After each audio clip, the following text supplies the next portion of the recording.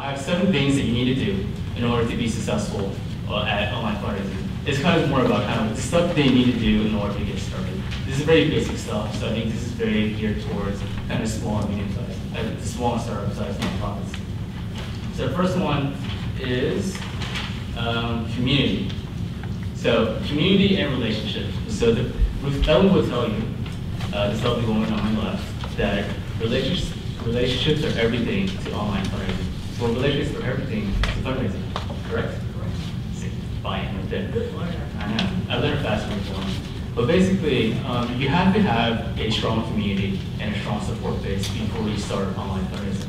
It's just like any other type of fundraising. So, as an example, the Venture Project is one of our nonprofit partners. They're a startup nonprofit, 6 months old, and recently they raised $24,000 within 24 hours. And the reason why they were able to do this is because they spent a lot of time, years, building community.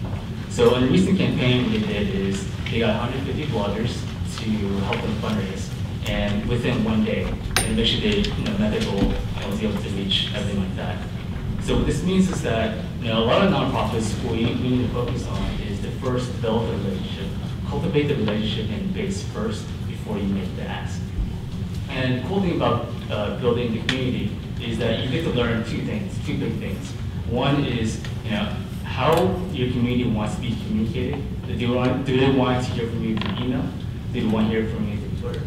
Do they want to hear from you through Facebook? So you get like all this knowledge, which will point your communication strategy. The second thing they learn is how to craft their content.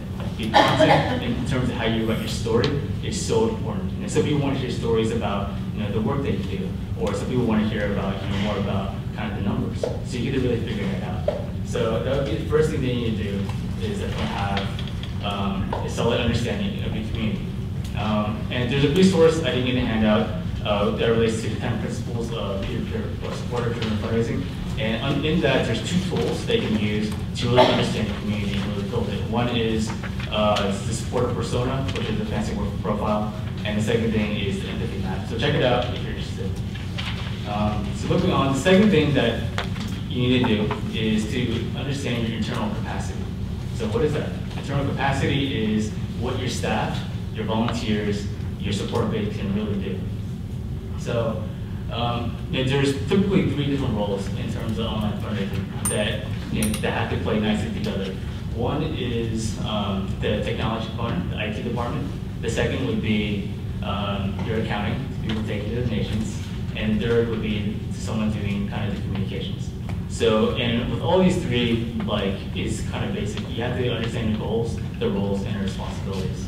So you have to definitely measure and have a good feel of, if your staff has the capacity to do anything. So there's 2 examples of nonprofits partners that worked with us before that didn't do so well. And the reason is because they didn't have the capacity.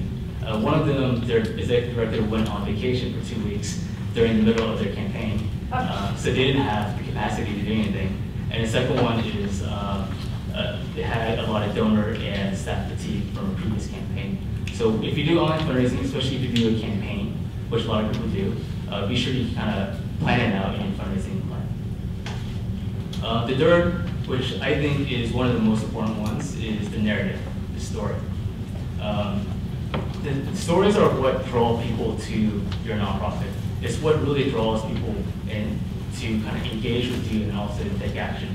So for this, I talked to an Emmy award-winning writer, reporter, and journalist to kind of, I said, hey, I need 3 tips to share with the Foundation Center people. So this is what she gave me in terms of storytelling. This is really legitimate because she's Emmy award-winning, in my opinion. So anyways, so the first one is, she says, you have to aim for the heart. In order to tell a good story, you have to aim for the heart. So what does that mean? So people will remember when they feel something. So the content that you produce on your online fundraiser, on your website, your email newsletters, videos, has to have an emotional component to it. Because what people want to do is, not only do they want to share your content, but they want to share the feeling that they get from your content. So that's the true sense of good content. Something that people are willing to share the feeling of. So the second thing would be to define a compelling character. So in every movie that we watch, I'm a sucker for stupid guy movies where there's a hero and diversity, belonging stuff. So, like in all movies, all stories, you know, there's always a main character. So you have to find a main character for your story. And for every nonprofit, there's plenty of characters that you choose from.